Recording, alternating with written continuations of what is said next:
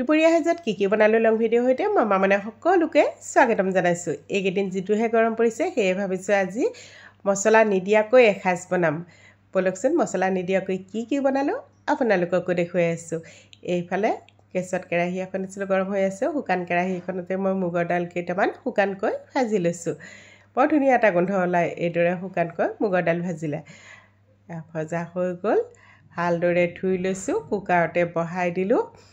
এতিয়া দিছোঁ জোখমতে পানীটো মই পিছত আৰু নিদিওঁ, একেবাৰে দি লৈছোঁ পানীটো। আৰু এটা অমিতাৰ এফাল মই এইদৰে বাকলি গুচাই টুকুৰা কৰি লৈছোঁ, সেইখিনিও দি দিলোঁ। দাইলত আকৌ কিবা এটা দিলে ভাল লাগে খাবলৈ। সোৱাদ অনুযায়ী নিমখ দিলোঁ। ঢাকনিখন লগাই প্ৰায় 3টামান চিটি মাৰি লৈছোঁ। 3টা চিটিতে ধুনীয়াকৈ সিজি যাব। এইফালে আকৌ কেৰাহীত তেল গৰম হৈ আছিল, তাতে মাছ কেইপিচো ভাজি লৈছোঁ। মুগৰ দাইল যদি আমি ভাজি তেনেকৈ বনোৱা হয় বিজলুৱাও নহয় আৰু গোন্ধটোও বৰ ধুনীয়া লাগে খাবলৈ।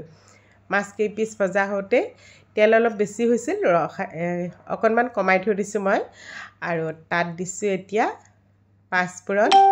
এতিয়া দিলোঁ মিহিকৈ কাটি লোৱা পিঁয়াজ এটা, 2টা দিছোঁ জলকীয়া, আৰু এইখিনি অকণমান ভাজি লৈছোঁ। এতিয়া দিলোঁ জোখমতে হালধি,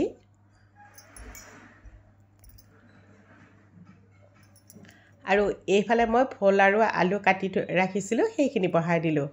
লগত আকৌ এটা সৰু চাইজ জিকাও আছে। এয়া সোৱাদ অনুযায়ী নিমখ দিলোঁ। এইখিনি ভালদৰে লৰাই লৈছোঁ। এনেও ভোলৰ তৰকাৰীত একো নিদিলেও ভাল লাগে, অকল পাঁচফোৰণ দিও যদি বনোৱা যায় তেনেকৈও ভাল লাগে। ঢাকনিখন লগাই সিজিবৰ কাৰণে ৰাখি থৈ দিলোঁ।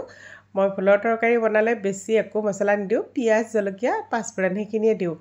আন এটা কেৰাহীত আকৌ তেল গৰম হৈ আছিল, তাতে দিলোঁ গোটা জিৰা এটা, দিছোঁ জলকীয়া আৰু মিহিকৈ কাটি লোৱা পিঁয়াজ এটা দিছোঁ। এইখিনিও অকণমান সময় ভাজি লৈছোঁ। এইখিনি ভজা হওঁতেই দিলোঁ জোখমতে হালধি, আৰু ভাতকেৰেলা অলপ কাটি থৈ ৰাখিছিলোঁ, সেইখিনি বহাই দিছোঁ। এইখিনি বহাই দিলোঁ। এইদৰে আকৌ ভাতকেৰেলাখন ভাজি খাই ভাল লাগে শুকানকৈ। সোৱাদ অনুযায়ী নিমখ দিলোঁ। ভালদৰে লৰাই চৰাই ঢাকনি এখন লগাই সিজিবৰ কাৰণে ৰাখি থৈ দিম। এইখনো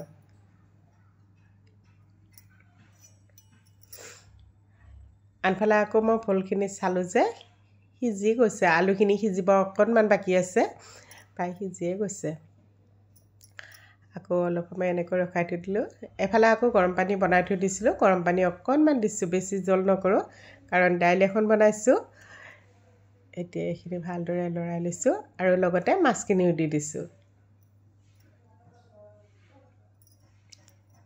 এইখিনি এতিয়া ধুনীয়াকৈ উতলি থাকিব দিম। লগতে আলুখিনিও ধুনীয়াকৈ সিজি যাব উতলি থাকোঁতে।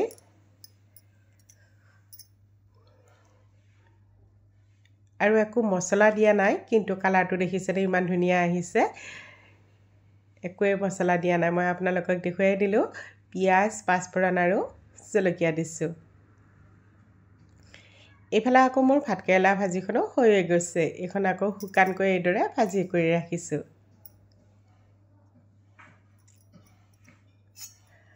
আনফালে মোৰ মাছৰ তৰকাৰীও হৈ গ'ল। মাছৰ তৰকাৰীখন নমাই ৰাখিছোঁ। সেই একেখন কেৰাহীতে আকৌ তেলত গোটা জিৰা কেইটামান দিছোঁ আৰু 2টা দিছোঁ শুকান জলকীয়া।